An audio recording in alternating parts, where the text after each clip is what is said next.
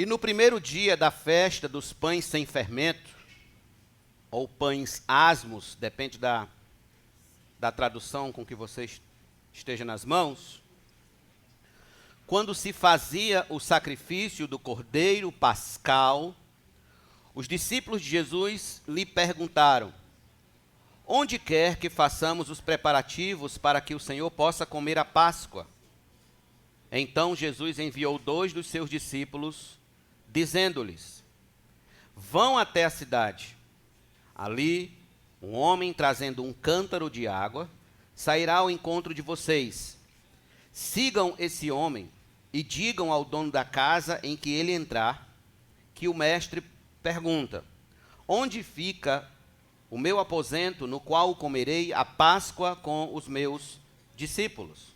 E ele lhes mostrará um espaçoso cenáculo, mobiliado e pronto. Ali façam os preparativos. Os discípulos saíram, foram à cidade e, achando tudo como Jesus lhes tinha dito, prepararam a Páscoa. Vamos orar? Senhor, bendita é a tua palavra, bendita é a tua voz, benditos são os teus pensamentos, que são muito mais altos do que os nossos pensamentos, muito mais profundos e insondáveis. Então eu te peço hoje, em nome de Jesus, que por meio do texto que nós lemos aqui, venhamos a ter um encontro real e impactante com a tua presença em nossas vidas, Senhor, para assim vivermos conforme a tua palavra, andando em fé e arrependimento de pecados. Em nome de Jesus, eu te peço, fala ao meu coração e ao coração dos meus irmãos, pois eu sei que a tua palavra nunca, nunca volta vazia. Em nome de Jesus, nós te agradecemos, gratos, todos nós digamos amém. De que modo o homem pode se chegar a Deus, se reconciliar com Deus? O que o homem pode fazer para recuperar o paraíso, o Éden perdido? Esta é a pergunta que todas as religiões da face desta terra tentam responder, cada uma a seu modo, dizendo como o homem deve se achegar a Deus e viver em paz com Ele. Todavia, será se elas estão dando as respostas corretas a esta pergunta? Será se o islamismo, budismo, o espiritismo, o adventismo do sétimo dia, o mormonismo, as testemunhas de Jeová, o catolicismo romano, a cientologia cristã, está respondendo satisfatoriamente a esta pergunta? Será? Porque, como bem sabemos, o homem, ele tinha um relacionamento perfeito com Deus. Não havia qualquer barreira entre eles.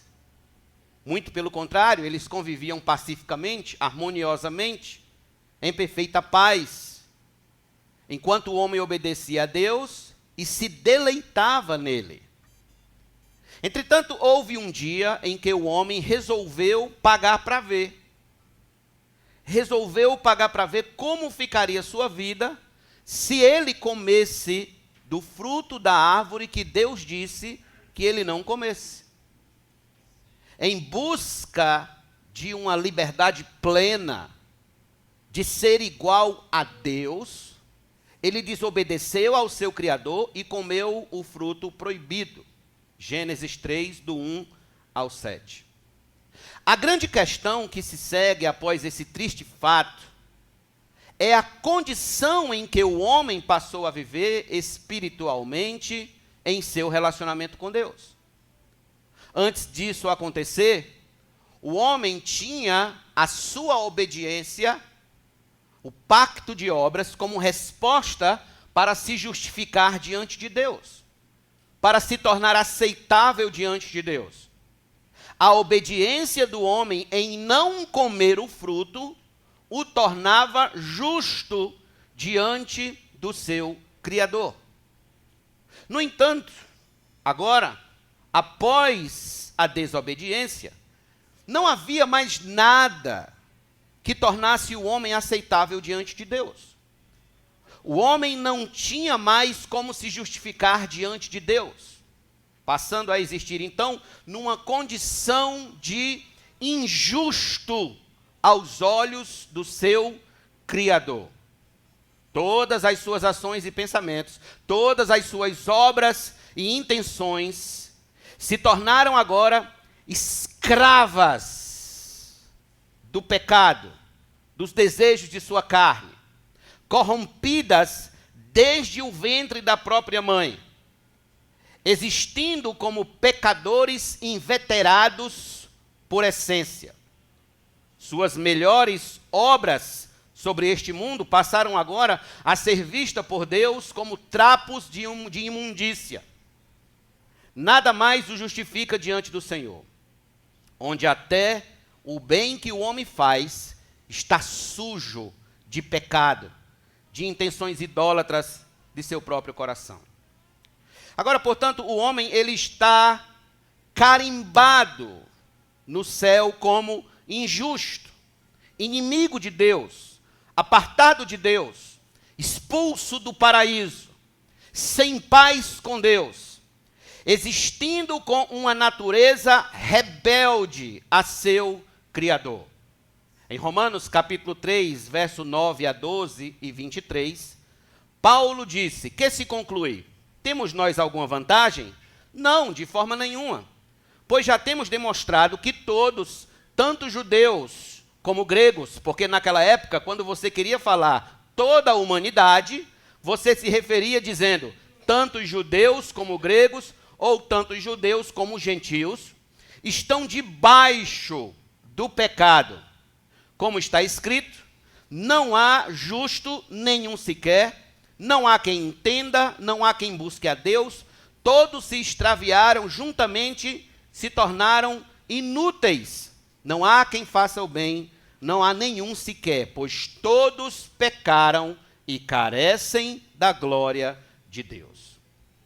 Em Efésios capítulo 2, do verso 1 ao 3, Paulo fala que os homens sem Cristo estão mortos em seus delitos e pecados, vivendo segundo o curso deste mundo, segundo o príncipe da potestade do espírito que agora atua nos filhos da desobediência, andando segundo as inclinações da nossa carne, fazendo a vontade da carne e dos pensamentos, e sendo por natureza filhos da ira. Veja, esta é a condição que o homem passou a viver depois do pecado no jardim do Éden. Ele se tornou injusto aos olhos de Deus. Morreu espiritualmente, tornando-se escravo do pecado, do mundo e do diabo, vivendo agora para satisfazer os desejos pecaminosos de seu próprio coração. Romanos capítulo 8, versículos 5 e 7 nos dá o fundamento disso. A pergunta que não quer calar: como pode então o homem se tornar justo novamente aos olhos de Deus, como ele era no Éden? Qual obra de justiça o homem pode praticar para recuperar a paz com Deus e voltar ao paraíso perdido, se reconciliar com seu Criador e viver com Ele? Infelizmente, tenho uma triste notícia para todos nós hoje à noite. Todos nós. O homem não pode fazer mais nada para se justificar diante de Deus. Não há nenhuma justiça que possamos praticar por nós mesmos que nos tornará aceitos diante do Senhor como um dia fomos lá no paraíso. Em Jó, capítulo 4, verso 17, está escrito: pode um mortal ser justo diante de Deus? Pode alguém ser puro diante do seu Criador? Venha comigo rapidinho para Jó, capítulo número 9. E observe comigo alguns versículos. Jó, capítulo número 9.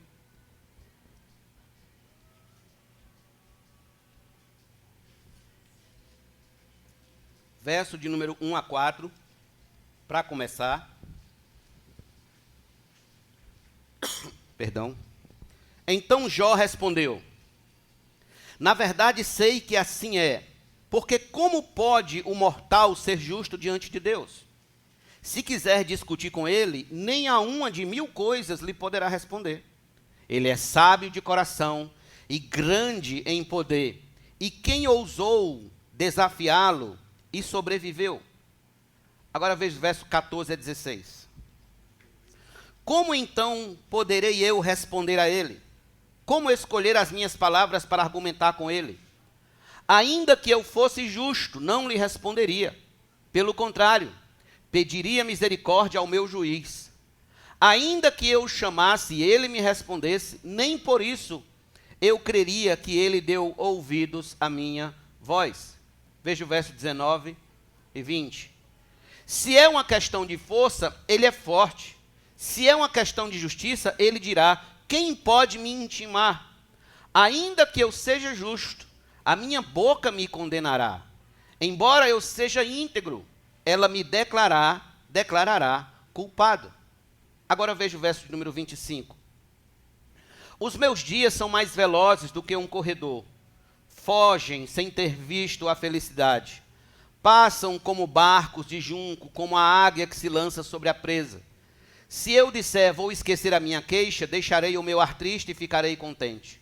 Ainda assim, todas as minhas dores me apavoram, porque bem sei que não me considerarás inocente. Eu serei condenado, pois trabalho em vão. Ainda que me lave com água de neve e purifique as minhas mãos com sabão, mesmo assim me submergirás no lodo, e as minhas próprias roupas terão nojo de mim. Porque ele não é ser humano como eu, a quem eu responda se formos juntos ao tribunal. Não há entre nós árbitro que ponha a mão sobre nós dois. Perceba, um dos homens mais piedosos de todos os tempos da história do povo de Deus, sabia que não tinha justiça própria que o tornasse espiritualmente inocente e puro aos olhos do seu Criador. No Salmo 130, versículo 3, está escrito: se tu, Senhor, observares iniquidade, quem, Senhor, poderá escapar? No Salmo 143, versículo 12, o salmista diz: não entres em juízo com o teu servo, porque à tua vista não há justo nenhum vivente. Em Miqueias, capítulo 6, versículo 6, o profeta disse: com que me apresentarei ao Senhor e me inclinarei diante do Deus excelso? Virei diante dele com holocaustos, com bezerros de 1 ano? Será que o Senhor se agrada com milhares de carneiros, com 10.000 ribeiros de azeite? Darei o meu primogênito pela minha transgressão, o fruto do meu corpo pelo pecado da minha alma? Note, todas estas declarações bíblicas são a prova que nós não podemos mais nos tornar justos por nossas próprias contas, próprias obras aos olhos de Deus.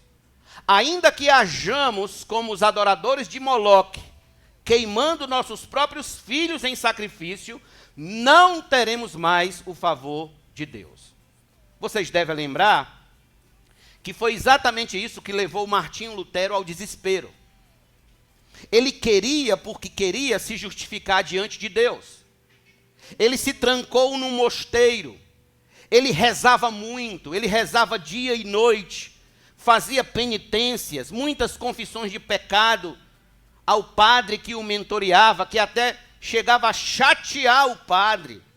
Ainda assim, mesmo em meio a tudo isso, ele não encontrava paz.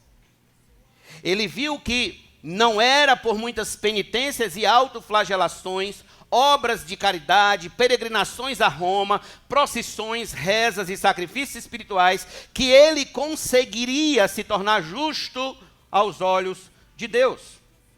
Quanto mais ele se confessava, mais pecados vinham à sua mente, mais pecados vinham ao seu coração. Então voltamos à pergunta inicial: como pode então o homem se tornar justo e aceitável aos olhos de Deus? Preste atenção. O texto que lemos hoje à noite é uma parte da resposta a essa pergunta. Isso nos leva a pensar sobre a explicação da Páscoa e sua necessidade. Volte comigo, por favor, a Marcos, capítulo de número 14, e veja o verso de número 12.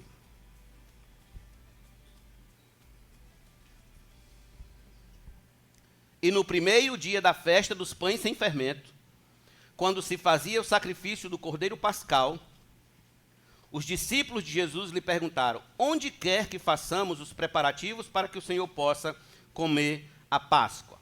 Observe, o capítulo 14 de Marcos é o capítulo onde nosso Senhor está sendo encaminhado à cruz. Esta é a semana da paixão, eu estou contextualizando vocês. E este dia que os discípulos fazem essa pergunta a Jesus é mais especificamente o dia 14 do mês de Nisan, ou mês de abril, ou seja, seria como se fosse amanhã, já que hoje é 13 de abril. E esse dia aqui era exatamente a quinta-feira da paixão. Marcos nos dá o contexto do dia dessa conversa, dizendo que era o primeiro dia da festa dos pães sem fermentos, ou asmos, quando se fazia o sacrifício do cordeiro pascal, ou seja, eles estavam iniciando em Jerusalém a festa da Páscoa. Os discípulos então procuram nosso Senhor para saber onde comeriam a refeição pascal. Por quê? Porque era comum que os mestres daquela época tivessem a refeição pascal preparada por seus discípulos. A Páscoa, ela era a principal festa dos judeus. Ela foi estabelecida no Antigo Testamento como a festa que rememorava a noite que o Senhor libertou os filhos de Israel da escravidão do Egito. Por exemplo, venha comigo a Êxodo rapidinho, capítulo número 12. Êxodo 12. Verso de número 1 em diante. Êxodo 12, dos versos de número 1 em diante. Diz assim a palavra de Deus: O Senhor disse a Moisés e a Arão na terra do Egito: Este mês será para vocês o principal dos meses. Será o primeiro mês do ano. Falem a toda a congregação de Israel, dizendo: No dia 10 deste mês, cada um tomará para si um cordeiro, segundo a casa dos pais, um cordeiro para cada família. Mas se a família for pequena, para um cordeiro, então o chefe da família convidará o seu vizinho mais próximo, conforme o número de pessoas, conforme o que cada um puder comer por aí. Por aí vocês calcularão quantos são necessários para o cordeiro. O cordeiro será sem defeito, macho de 1 ano, podendo também ser um cabrito.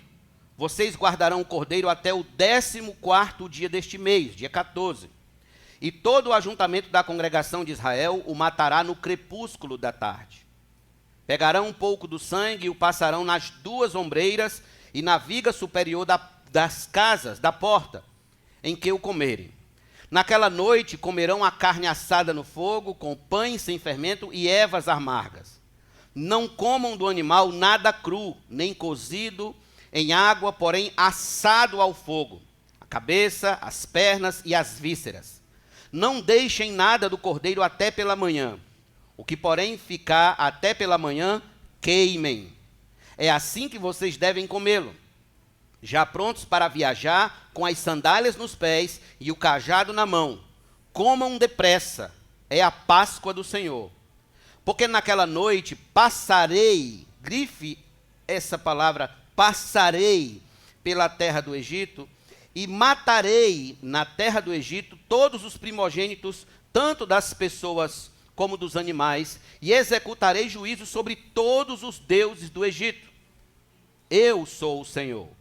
O sangue será um sinal para indicar as casas em que vocês se encontram. Quando eu vir o sangue, grife de novo, passarei por vocês, e não haverá entre vocês praga destruidora, quando eu ferir a terra do Egito. Este dia lhes será por memorial, e vocês o celebrarão como solenidade ao Senhor, de geração em geração vocês celebrarão este dia por estatuto perpétuo. Permaneça com sua Bíblia aberta aí, por favor. Aqui nós temos a instituição da Páscoa.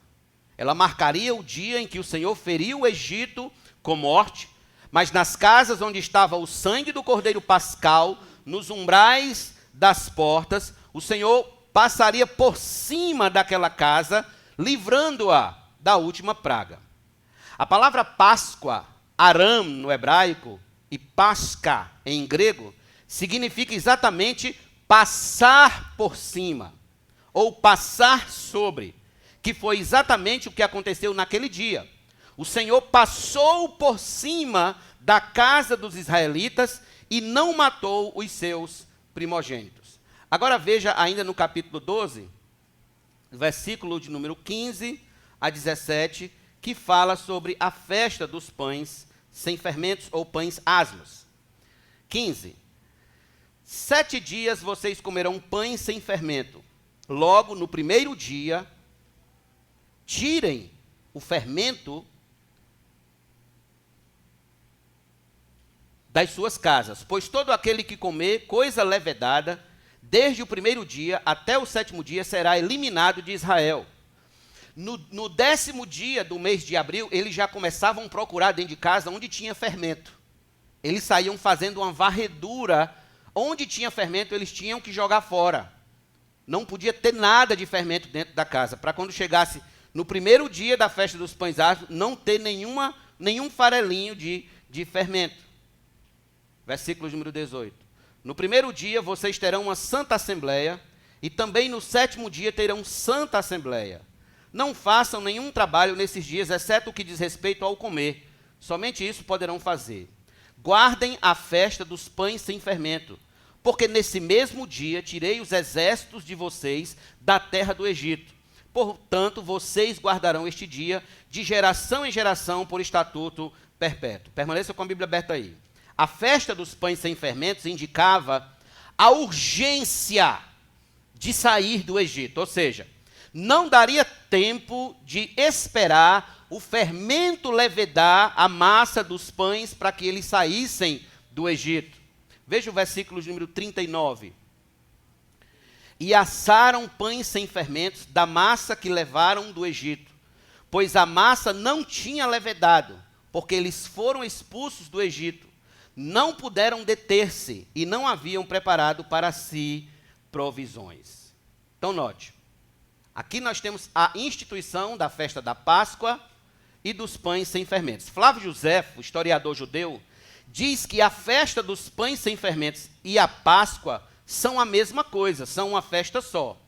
Ele escreveu dizendo, a festa dos pães asmos, que nós chamamos de Páscoa. Pois bem, essas festas indicavam a libertação que Deus operara com mão forte a favor dos filhos de Israel.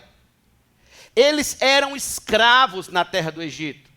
Eles não tinham como se libertar por si só daquela escravidão. Eles precisavam de uma força maior que a força de Faraó para os tirar dali. Então, Deus agiu. Deus chegou e fez poderosamente tudo o que fez, operando milagrosamente para libertá-los daquela condição de escravidão. Em outras palavras, o que temos aqui é que se Deus não tivesse ido lá no Egito, se Deus não tivesse se lembrado do seu povo, da aliança que ele tinha com o seu povo, se Deus não tivesse agido por meio de Moisés, preparado tudo para libertar o seu povo, eles continuariam e morreriam como escravos no Egito. Irmãos, isso já começa a responder a pergunta que fizemos no início. De que modo o homem pode então se reconciliar com Deus? Da mesma sorte como os filhos de Israel eram escravos no Egito, a raça humana se tornou escrava do pecado e do diabo, como vimos há pouco. Todos os homens nascem nesta condição. Logo, se Deus não vier em seu favor e libertar a raça humana dessa condição, os homens morrerão escravos dos seus pecados. Em Eclesiastes, capítulo 7, versículo 20, o sábio escreveu: não há nenhum justo sobre a terra que faça o bem e que não peque. João 8,34, Jesus respondeu: em verdade lhes digo, que todo o que comete pecado é escravo do pecado. Em 1 João capítulo 1, versículo 8, está escrito: se dissermos que não temos pecado nenhum, a nós mesmos enganamos e a verdade não está em nós. Perceba, esta é a condição lamentável dos homens e mulheres, rapazes e moças, crianças e idosos que habitam este mundo. É assim que saímos do ventre de nossas mães, escravos de uma força maligna mais forte do que a nossa própria consciência, chamada pecado. Logo, assim como os filhos de Israel precisaram do sangue do Cordeiro Pascal para ser livres da escravidão e da ira de Deus derramada sobre o Egito, assim também todo homem desta terra precisa do sangue de Cristo para escapar da ira de Deus que será derramada sobre este mundo. Assim como Deus agiu providenciando o sangue do Cordeiro para libertar os filhos de Israel da escravidão, Deus, em sua bondade e misericórdia, em sua graça, providenciou o sangue de Cristo para nos livrar da tirania escravizante do pecado. Isto nos conduz a pensar sobre a providência de Deus no Cordeiro Pascal, tanto no Egito quanto em Jerusalém. A providência de Deus providenciando o Cordeiro. O registro de Marcos sobre a preparação da ceia de Páscoa é, na verdade, o registro de Deus executando este plano salvífico. Este plano que cumpre a promessa feita a Adão em Gênesis 3,15. Vocês lembram? De um dia libertar a raça humana, obviamente. Não toda a raça humana, não é isso que nós temos na revelação progressiva, mas todo aquele que crer em Cristo, libertá-lo do pecado. Então Deus disse a Adão: porei inimizade entre você e a mulher, entre a sua descendência e o seu descendente. Este lhe ferirá a cabeça e você lhe ferirá o calcanhar. Veja, esta promessa vai se cumprir exatamente na pessoa de Cristo Jesus vindo a este mundo. Como frisei há pouco, nosso Senhor está sendo encaminhado à cruz. E nada disso é surpresa para Ele. Ele sabe para que veio. Ele sabe que o seu povo jamais será salvo se o Cordeiro de Deus que tira o pecado do mundo não for imolado, não for sacrificado. E essa consciência de salvação por meio de sangue fica perfeitamente evidente na tranquilidade com que nosso Senhor determina o que os discípulos devem fazer na preparação da refeição pascal. Volte comigo a Marcos, por favor, capítulo 14. Observe a tranquilidade de alguém que sabe que vai morrer. Versículo de número 13 ao 15. Então Jesus enviou 2 dos seus discípulos, dizendo-lhes: vão até a cidade, procurem um homem trazendo um cântaro de água, sairá ao encontro de vocês. Ali um homem trazendo um cântaro de água sairá ao encontro de vocês. Sigam esse homem e digam ao dono da casa em que ele entrar, que o mestre pergunta: onde fica o meu aposento no qual comerei a Páscoa com os meus discípulos? E ele lhes mostrará um espaçoso cenáculo mobiliado e pronto. Ali façam os preparativos da Páscoa.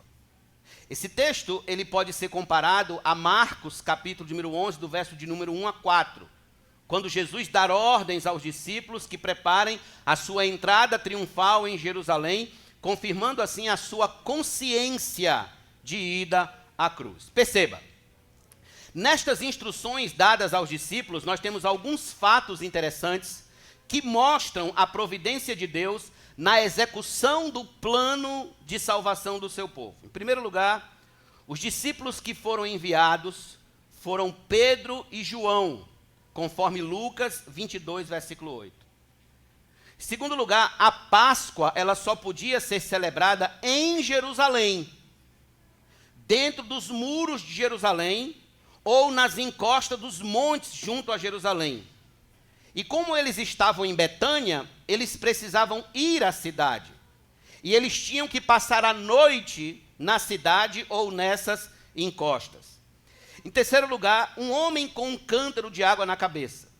Isso era algo incomum, porque este era um trabalho para as mulheres. Não era trabalho de homem, era o trabalho das mulheres. Há quem diga que este homem aqui era o próprio Marcos, pois provavelmente o cenáculo onde Jesus estava ceando era de Maria, mãe de Marcos. Isso tudo é especulação. Quarto lugar, o cenáculo reservado era uma sala no andar superior de um prédio, onde tinha a mesa rente ao chão, onde reclinados sobre tapetes e almofadas, eles comiam a Páscoa. Esta mesa não tem nada a ver com aquela pintura de Leonardo da Vinci sobre a última ceia, quando todos estão naquela mesa grande e sentados. Não tem nada a ver, é totalmente diferente. Quinto lugar, a refeição pascal. Ela era composta do cordeiro assado, água salgada, ervas amargas, molho de frutas, pães sem fermentos e vinho, onde cada participante tomava 4 taças de vinho. Era o seder em hebraico. Em sexto lugar, o cordeiro pascal, ele era sacrificado no templo pelo sacerdote na tarde do dia 14 de abril, e ele seria comido na noite do dia 15 de abril. Lembrando que a mudança de um dia para o outro no calendário judeu não se dava à meia-noite, se dava às 6 da tarde. Então veja, todos estes fatos apontam para o plano soberano de Deus na salvação do seu povo, sendo executado em seus mínimos detalhes. Tudo isso que nós estamos lendo aqui deve ser lido com vistas à cruz. Devemos ler esses textos olhando para a cruz. Tudo isso aqui só faz sentido para nós se nós colocarmos todo esse texto com enfoque na cruz do Calvário.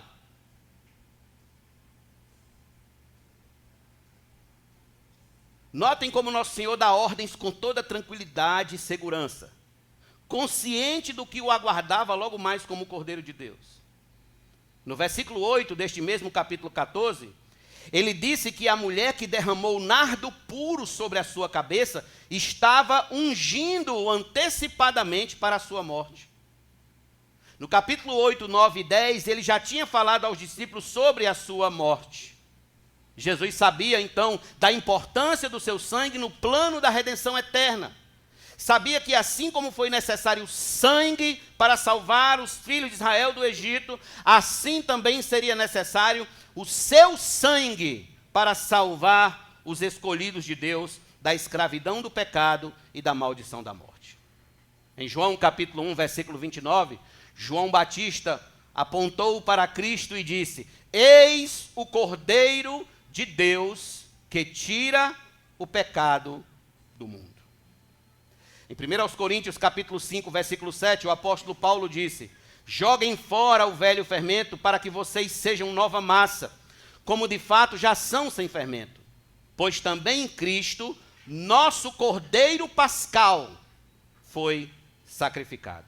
Em outras palavras, Cristo é o Cordeiro Pascal, a libertação, o livramento, que todo aquele que nele crê e se arrepende dos seus pecados e o confessa como Senhor e Salvador de sua vida, experimenta da parte de Deus. Sem Cristo não há salvação. Sem Cristo não há libertação. Sem Cristo não há escape do juízo vindouro de Deus. Portanto, todos os textos de Marcos 14 e Marcos 15, daqui em diante, eles apontarão para o fato de que Deus está agindo em cada detalhe na morte de Cristo para salvar o seu povo e glorificar o seu nome. E o mais impressionante de tudo isso é que nosso Senhor Jesus Cristo, ele tem total consciência de que ele é o Cordeiro Pascal. Por exemplo, abra sua Bíblia comigo em João capítulo número 10. João 10.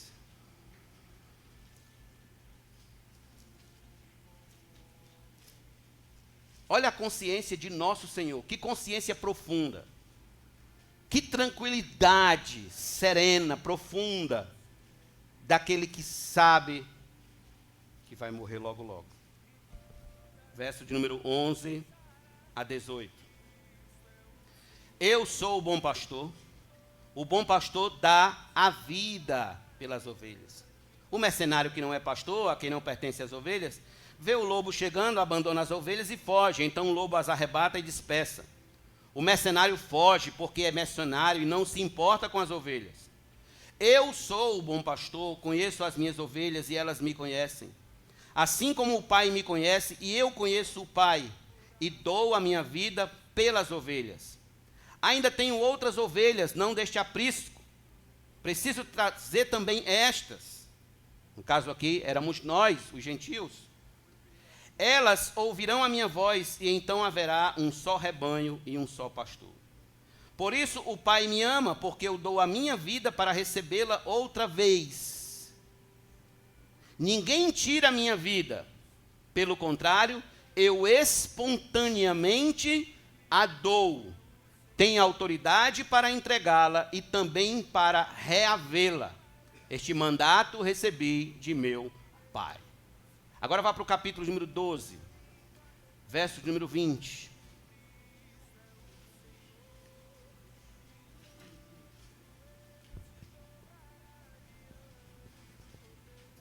Ora, entre os que foram para adorar durante a festa, havia alguns gregos. Estes se dirigiram a Filipe, que era de Betsaida, da Galileia, e lhe pediram: Senhor, queremos ver Jesus.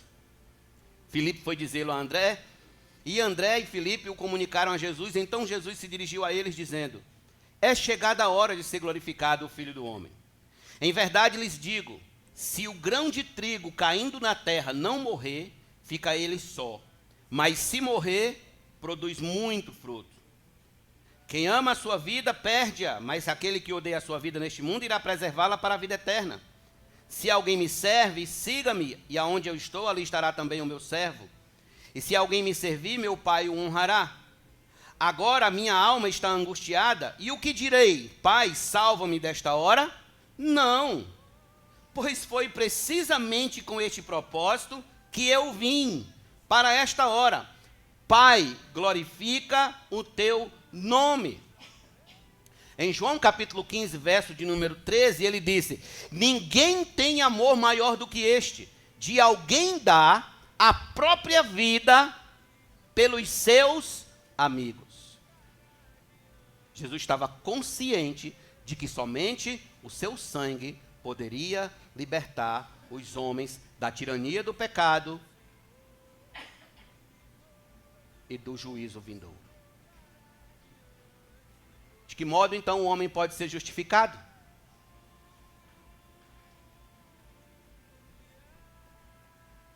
Venha comigo rapidinho para Romanos, capítulo número 3. Romanos 3. Verso de número 20 a 26. Porque ninguém será justificado diante de Deus por obras da lei, pois pela lei vem o pleno conhecimento do pecado.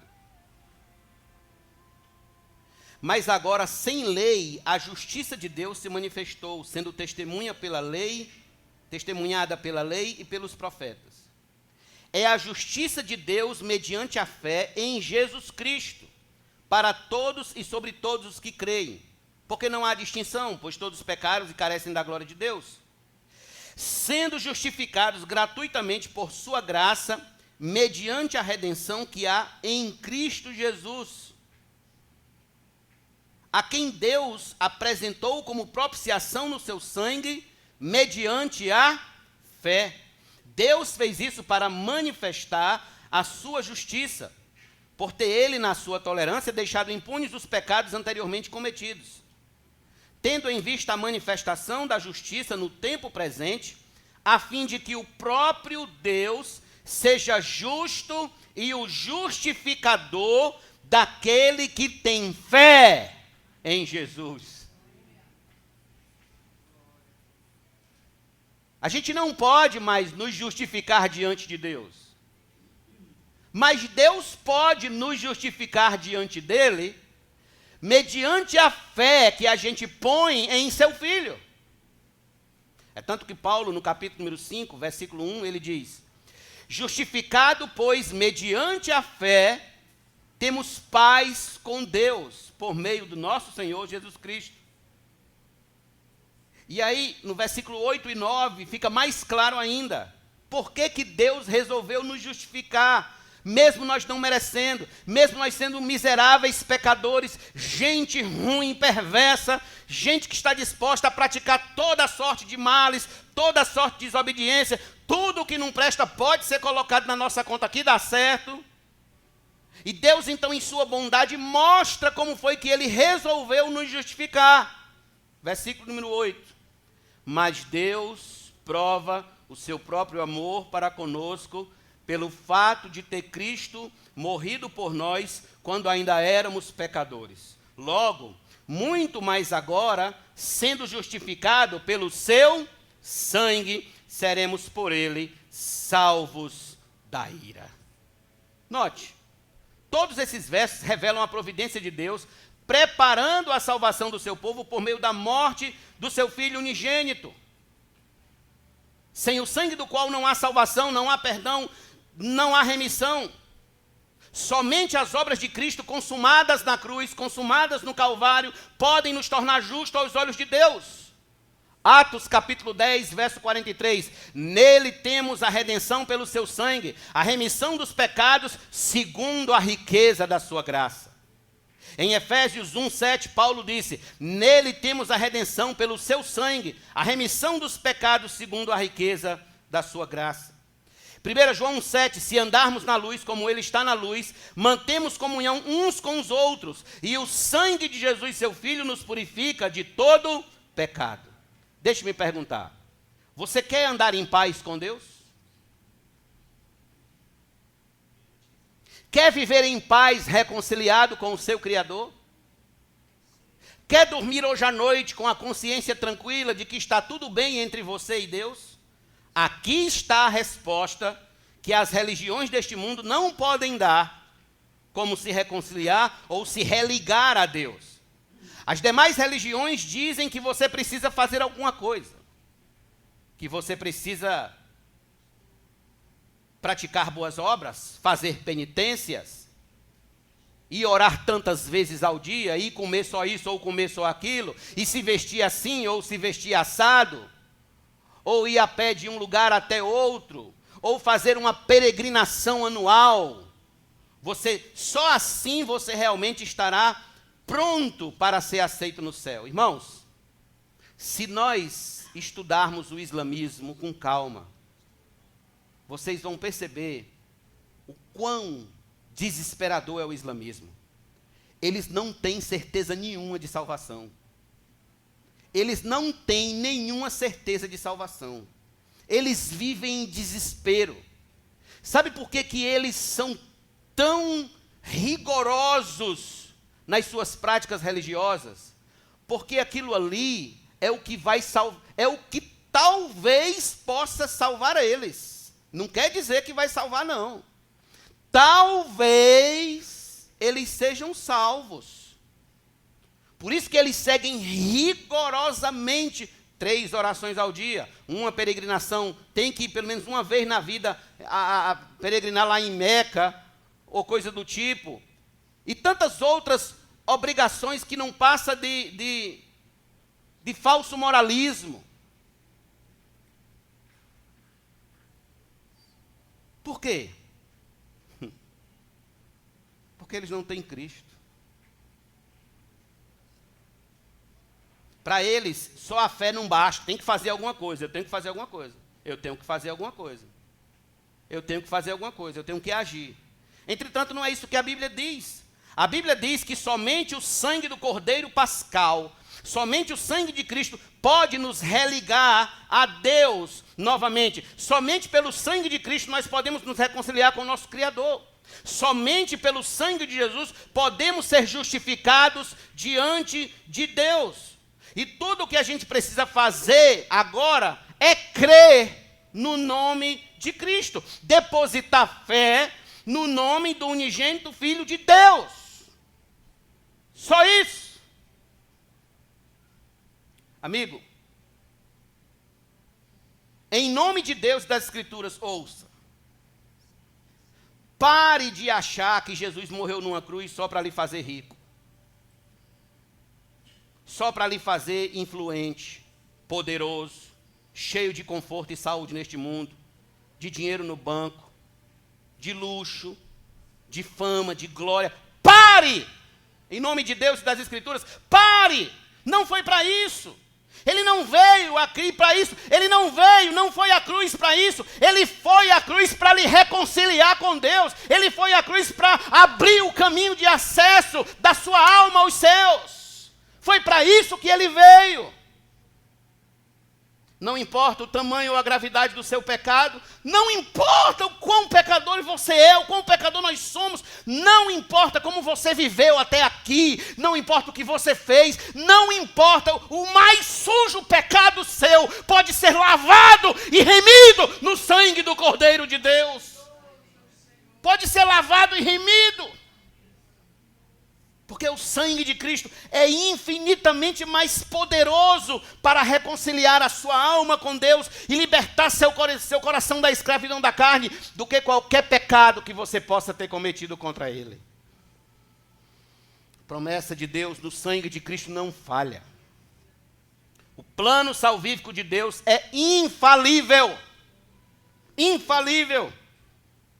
Porque foi operado pelo próprio Deus. Porque foi operado pelo próprio Deus. Isto nos leva a pensar sobre uma última coisa. A confiabilidade do plano salvífico de Cristo para os que creem. Quão confiável é o que Cristo fez na cruz, irmãos? Quão confiável. Os discípulos se apresentaram a Cristo dispostos a preparar a refeição pascal. Por sua vez, ele explica todo o plano a Pedro e João de como deveriam fazer. Então, ao chegarem na cidade, eles constatam tudo o que o nosso Senhor disse. Volte comigo a Marcos, capítulo número 14, e veja comigo o verso número 16.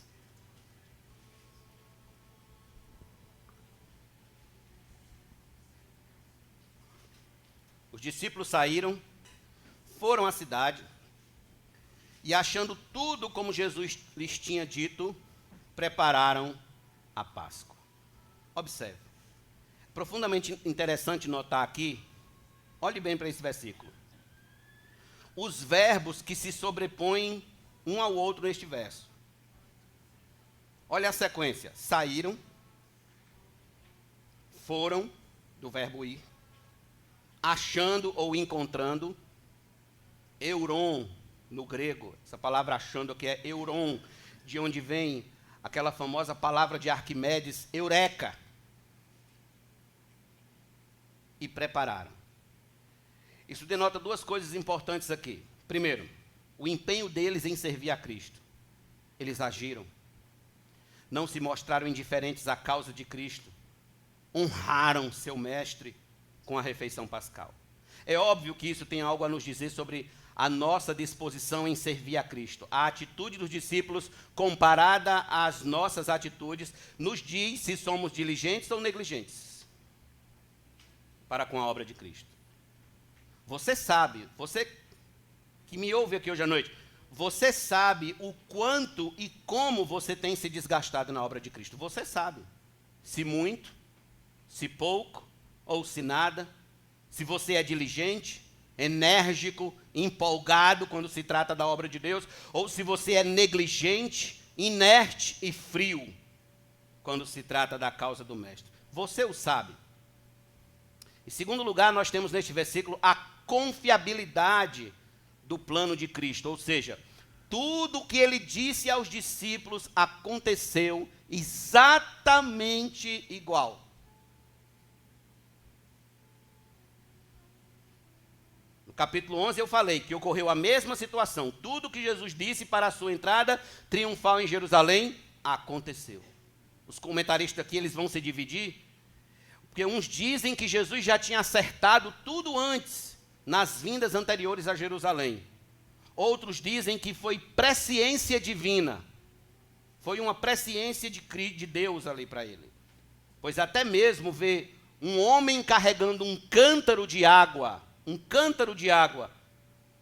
numa cidade superlotada, era difícil. Jerusalém, nessa época aqui da Páscoa, ela chegava a mais de 1 milhão de pessoas. E ela tinha por volta de 50 mil habitantes.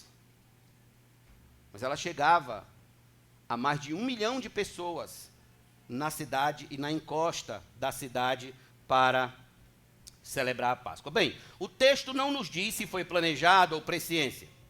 O que o texto nos diz é que tudo o que ele falou se cumpriu à risca. Isso nos ensina, irmãos, que a garantia do plano de salvação que Deus está operando, que Deus está manifestando por meio de Cristo, está completamente sob seu controle. Está debaixo do seu controle. Que devemos confiar nele. Então, caros amigos, é interessante notar que por natureza, nós emprestamos confiabilidade aos homens. Por natureza, nós gostamos de emprestar confiabilidade aos planos dos homens, às promessas dos homens. Basta ver de 4 em 4 anos, ou de 2 em 2 anos. Nós gostamos de emprestar confiabilidade aos estudos dos homens, às pesquisas, aos artigos científicos, às suas cosmovisões, às suas ideologias políticas, filosóficas, etc. Porque naturalmente nós somos inclinados, por exemplo, a gostar mais de filmes se nos disserem que eles foram baseados em fatos reais. Você vai assistir um filme e a pessoa diz, olha, esse filme é muito bom. Ele é baseado em fatos reais. Aí a pessoa vai dizer, é bom mesmo, então é bom mesmo. Nós somos muito dados a emprestar confiabilidade a esses casos. A gente gosta de dar crédito a tudo que é humano, a tudo que é desta terra, a tudo que é daqui e agora. A gente gosta de dizer sim, é verdade. Aqui é onde se aparta o cristão bíblico do cristão IBGE. Você sabe o que é o cristão IBGE, né? Aqui é onde se aparta o crente do descrente. Porque o crente bíblico, aquele que teme a Deus de todo o seu coração, ele toma as palavras de Cristo mais confiáveis do que as palavras de qualquer outro homem no mundo. De qualquer outra voz, mais confiáveis que as de Sócrates, mais confiáveis que a de Platão, mais confiáveis do que a de Freud, a de Lacan, as palavras de Carl Jung, de Rousseau, de Karl Marx e de tantos outros. É aqui onde se separa o crente bíblico do crente não bíblico. Porque se as palavras de Cristo se mostraram profundamente confiáveis no plano da preparação de um jantar,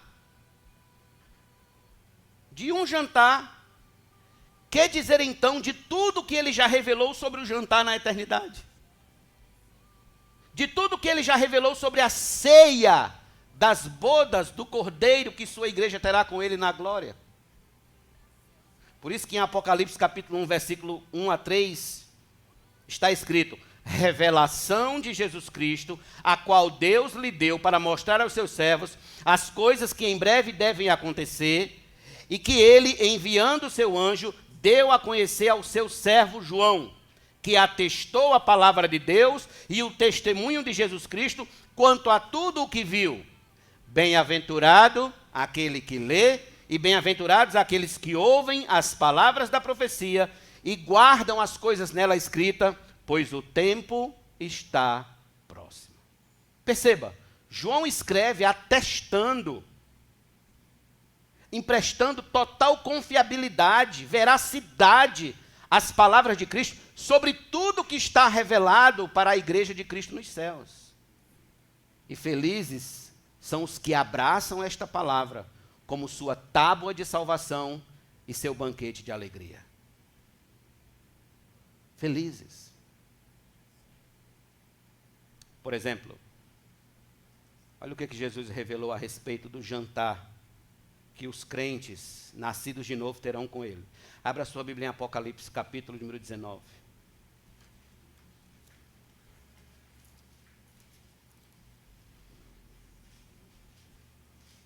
Apocalipse 19.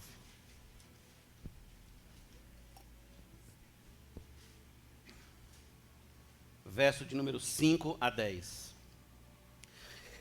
E do trono saiu uma voz que dizia: louvem o nosso Deus, todos vocês, os seus servos, todos os que o temem, os pequenos e os grandes. Então ouvi o que parecia ser a voz de uma grande multidão, uma voz como de muitas águas e como de fortes trovões, dizendo: aleluia, pois reina o Senhor nosso Deus, o Todo-Poderoso.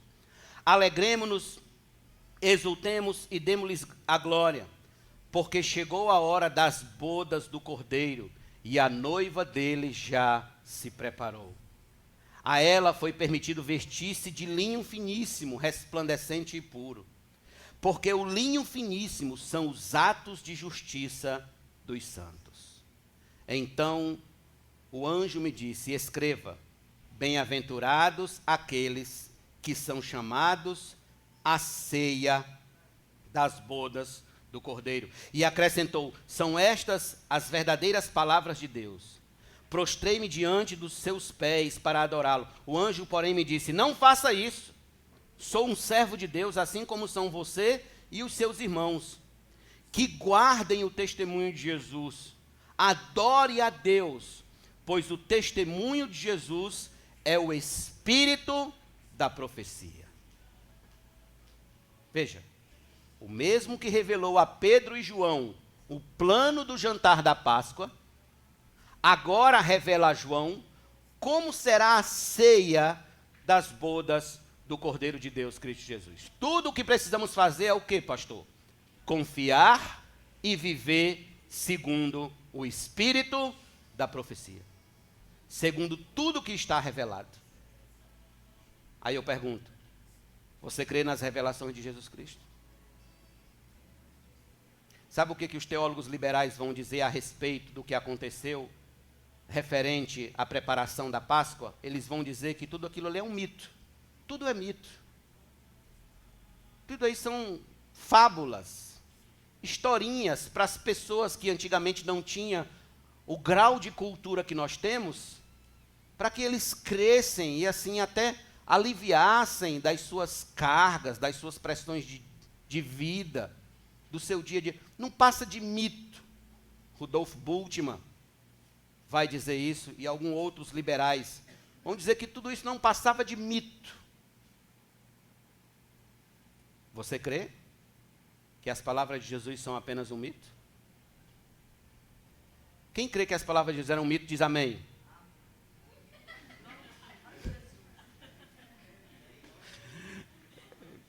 Calma. Quem crê que a palavra de Jesus é verdadeira, diz amém. Oh, glória a Deus, parece que sai na câmera aqui. As palavras de Jesus, irmãos, são verdadeiras, plenamente verdadeiras. Aí eu pergunto, você vai querer estar na ceia das bodas do Cordeiro naquele dia? Ou vai querer estar fora dela? Fato inegável que Deus já preparou tudo para salvar os que creem. Deus já preparou tudo. Mas, por outro lado, é importante frisar isso para finalizar. Ele já revelou como é que vai ser as bodas do Cordeiro, como é que vai se dar a salvação do seu povo. Mas ele também revelou, por outro lado, a condenação dos que não creem em Jesus. A condenação também está revelada. Está revelado o plano de salvação, mas também está revelado o plano de condenação dos impenitentes. Em suma, ninguém que me ouve hoje aqui vai para as tormentas eternas desavisado. Ninguém. Pois Deus, assim como já revelou um plano da salvação, Ele também já revelou o plano da condenação eterna. Aqueles que não se rendem a Cristo. Está em Apocalipse. Veja o capítulo número 20, por favor. Apocalipse 20.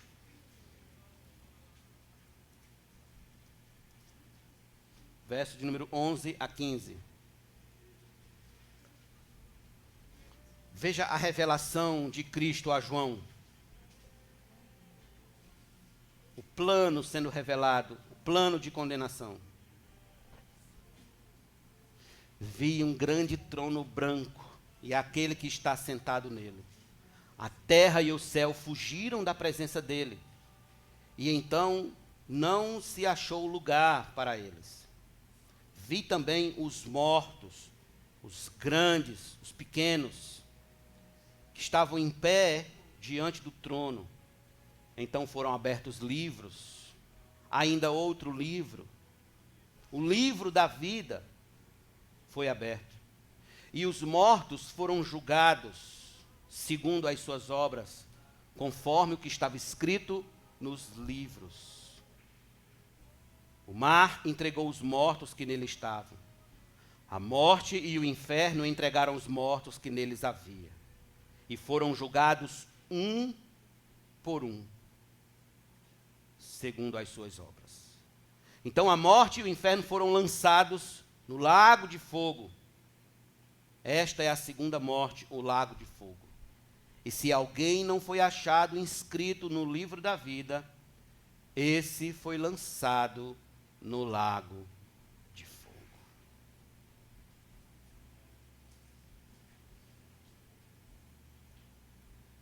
Preparação da salvação e a preparação da condenação.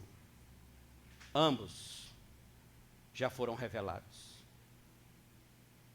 E o fim daqueles que rejeitam a Cristo, dos jovens que rejeitam a Cristo, dos casados que rejeitam a Cristo, dos idosos que rejeitam a Cristo, dos adolescentes que rejeitam a Cristo, dos professores universitários que rejeitam a Cristo, dos profissionais que rejeitam a Cristo, dos empresários que rejeitam a Cristo, das donas de casa que rejeitam a Cristo, dos construtores que rejeitam a Cristo, de todo homem que rejeita a Cristo, será exatamente jogado no lago que arde com fogo e enxofre, junto com Satanás e seus anjos. Jesus até disse em Mateus que o inferno foi preparado para o diabo e seus anjos.